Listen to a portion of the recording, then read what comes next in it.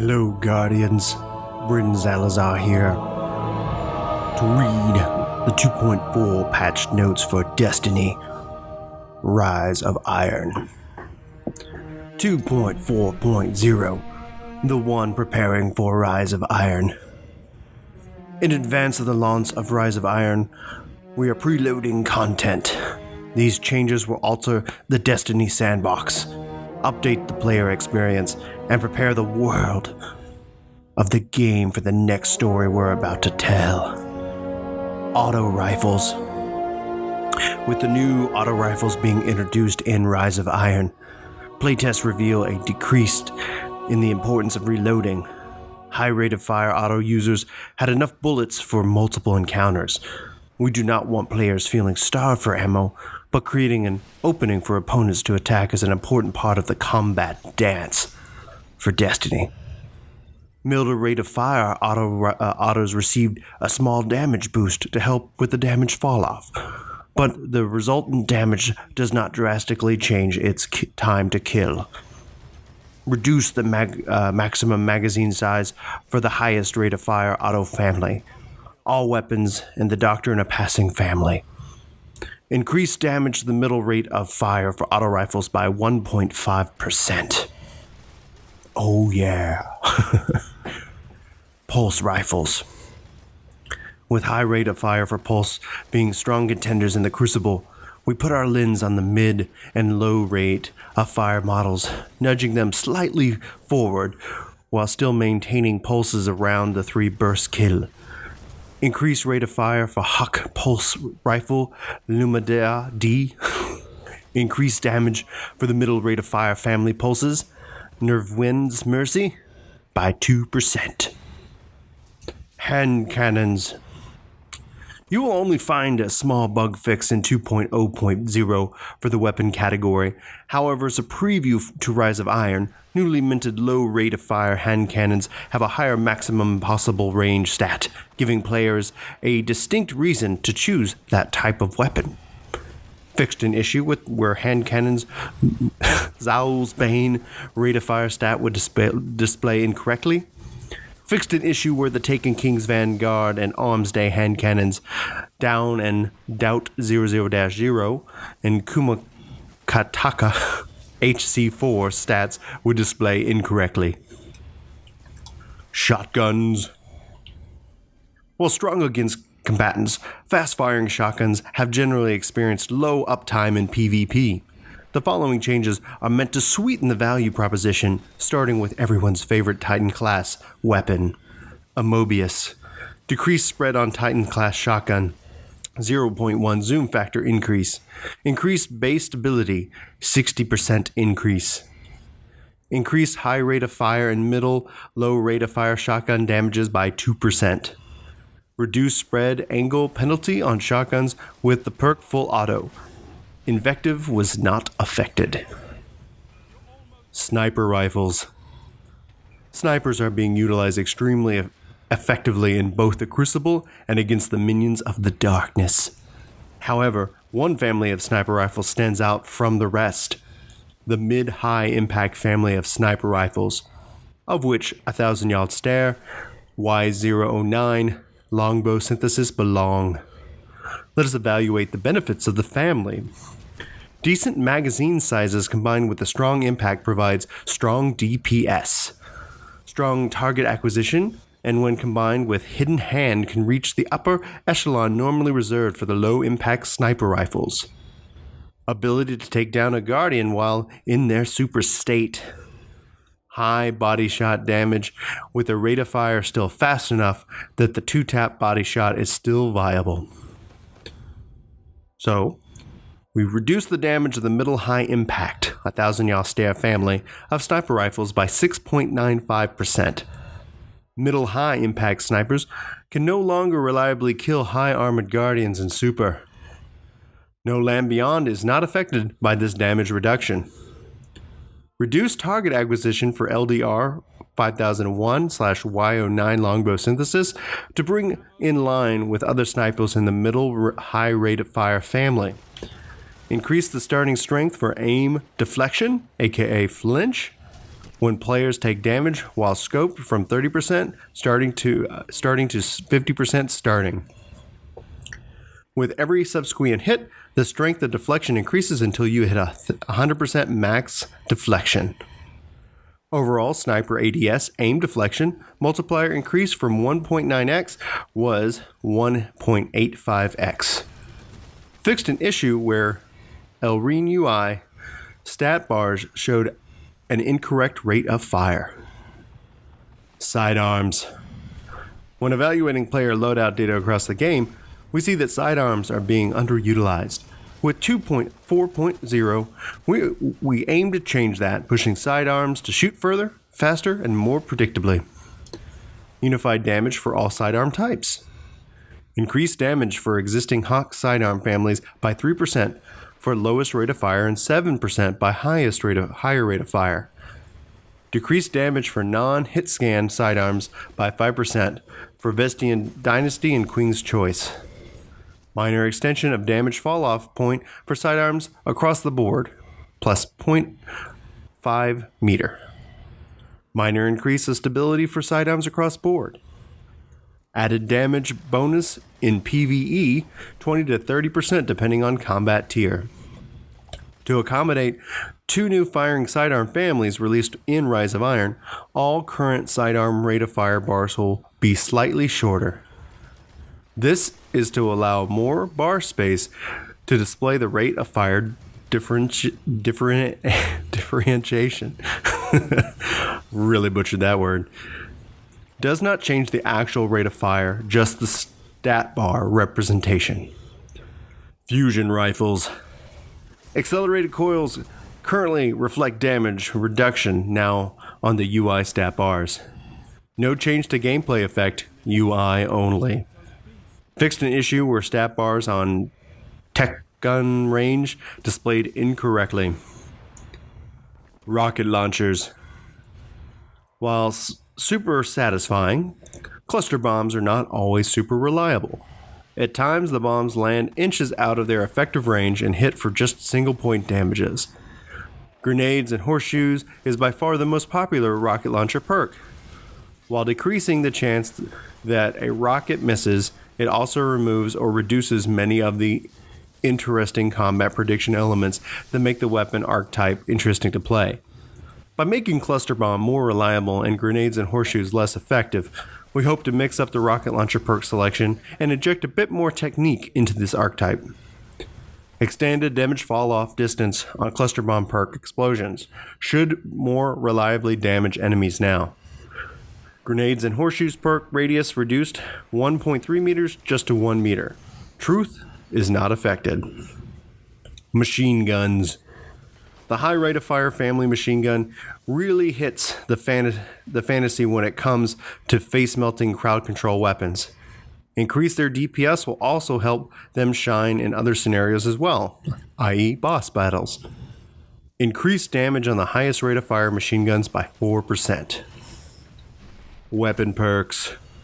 After months of collecting player feedback and analyzing usage data, we decided upon a list of perks that would benefit from a refresh, so we decided to reduce the effectiveness of unflinching, which otherwise would have negated the aforementioned sniper flinch changes without trade-off. Finally, classic magazine perks like armor-piercing rounds now give additional range bonuses. General updates right here. Magazine perks obviously now give range bonuses. Remove impact status bonus that had no effect on base damage and only in the UI bars. Armor-piercing rounds adds +4 range, reduces -4 handling. High caliber rounds add +3 range, reduces -5 handling. Skip rounds add +5 range, reduces -3 handling, and adds 5 inventory. Take a knee. Now activates after 0.5 seconds of crouching. Added flinch reduction 25% and increased aim downside speed by 25%. Exhumed. Added an extra 5 seconds, 15 total, of effect time. Cascade. Functional change, melee kills automatically reload a portion of the magazine. Surplus. Now increases carried ammo capacity. Grave Robber. Increased proc change to 25%, was 20. Guerrilla Fighter. Increased stability and range bonus by 200%. Think of it as a bonus hammer forged and perfect balance when the perk activates. Unflinching. Decreased efficiency of the perk from 25% flinch reduction to 15% flinch reduction.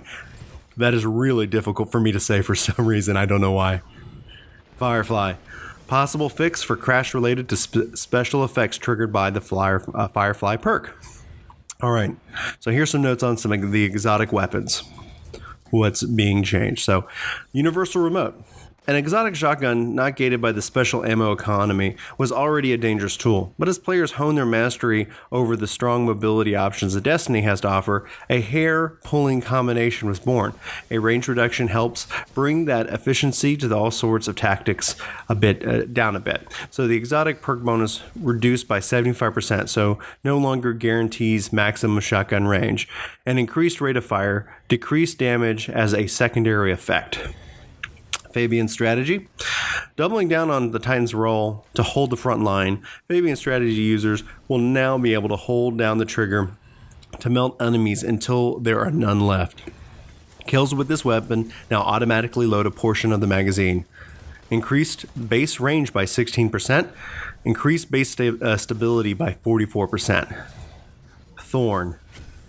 Since we are bringing back Thorn for the Rise of Iron, it is worth reevaluating its place in the weapon ecosystem. What are Thorn's strengths? Namely, damage over time, which provides location information and health recovery delay. Fastest family of the hand cannon fire rate. Effectively, best-in-class level range with Send It. So to avoid a repeat of year one, they've decided to remove one of those elements from the equation, so reduce the base range of the weapon by 25%. Dreg's Promise. Fitting with its return of sidearms, Dreg gets a little bit more love, so increased damage by 8%, increased magazine size by 3. Touch of Malice. It is intended that Touch of Malice to shine best in King's Fall, but outside the raid, clever players have figured out how to avoid Touch of Malice's single drawback by imbuing themselves with Blessing of Light. But the darkness has been boiling stronger with the gun, so Touch of Malice's self-damage infliction now removes the Blessing of Light. No time to explain. The note here is, I'm going to respect the spirit of the weapon on this one, and they've added an intrinsic perk, Headseeker. Bully and Gemini. This super versatile weapon receives another tool in its kit. Added intrinsic perk, high caliber rounds. Alright, armor time. General notes.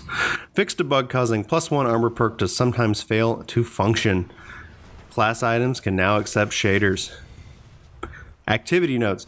Public events. First daily public event gold completion. 1 legendary Ingram. Once level 40, upgrade Ingram before. 15 destination materials, 15 legacy marks, 5 motes of light, very low chance of exotic shard, 4k XP, core subclass and gear, 25x Vanguard rep. That's really awesome. All right, so then repeatable gold public events, 200 times glimmer, chance of 2 to 5 destination materials, chance of 1 to 2 motes of light, 1.5k XP, green/blue Ingram, 25x Vanguard repetition. Repeated silver events, 100x glimmer, chance of 2 to 3 destination materials, 700 XP. Repeated bronze public events, 50x glimmer, chance of 1 to 2 destination materials, and 500 XP. What's really notable about this, obviously, is that first gold public event. It seems that they're really incentivizing getting out there and running those public events. Personally, this is really exciting because I definitely need some more materials for upgrading my weapons. Quest notes. The quest menu has been changed and has been renamed to Progress. Record books have been moved from the materials to the inventory menu to their own location in the Progress menu. Quest, bounty, and reputation displays have been adjusted. Crucible notes. General notes. Legendary Ingrams have been removed from Crucible PGCR. So Crucible legendary weapons will drop significantly more often. Fixed an issue where Crucible activity tooltips were showing the wrong icon. Beowulf, Cicero, and Gilgamesh shaders can once again be acquired by completing Crucible matches. Fix some reward logic associated with vanity items from Shaq's weekly package. Crucible Quest factions, new monarchy will no longer ask the player to earn points in the salvage playlist. Crucible Quartermaster weekly bounties have been removed. Free Sterling Treasure from the weekly Crucible and Postmaster will be discontinued. Sterling Treasure will still be available from Prison of Elders and Eververse. Game types. General notes. 3v3 game types give slightly less heavy ammo per brick. Trials of Osiris. Trials of Osiris for Year 2 has ended. Trials of Osiris will continue in Rise of Iron on 9/30. Elimination. Heavy ammo will now only appear at one central location in elimination matches. Fixed a bug in heavy ammo could persist through rounds if heavy rounds ends before it can spawn. And salvage. Reduced initial relic capture spawn delay from 15 seconds to 10 seconds. Reduced time between relic spawns from 25 seconds to 15 seconds. Reduced cooldown time on enemy probe from 45 to 30 seconds. Increased interaction radius on enemy probe from 3 to 5 meters. Increased successful sabotage score from 150 to 200 points. Change scoring so that now only interacting players get points for a successful sabotage. Rift. Added an overshield on player spawn to cut down on spawn camping. Thank you. Extended runner damage resistance when picking up the spark by a few seconds. Map notes. Rusted Lands. Added invisible physics to stop players from escaping extended playable area. Vertigo. Added invisible physics to stop players from escaping extended play area. Pantheon. Rotated lower heavy ammo crate to keep ammo from falling off the map. Crossroads. Added invisible physics to stop players from escaping. Blind Watch. Moved elimination tiebreaker zone indoors to avoid bias towards Bravo. UI notes. Fire team and players in the current game session list have been combined so that the list will display 12 players without needing to change pages. Clan roster has been added, but will not be immediately available. The inventory menu has been modified to add ornaments. An abandoned quest kiosk menu page nation now allows users to view more than the first page. Thank you very much for joining me for this reading of the notes. This is Bryn Zalazar, and I'll see you out there, Guardians.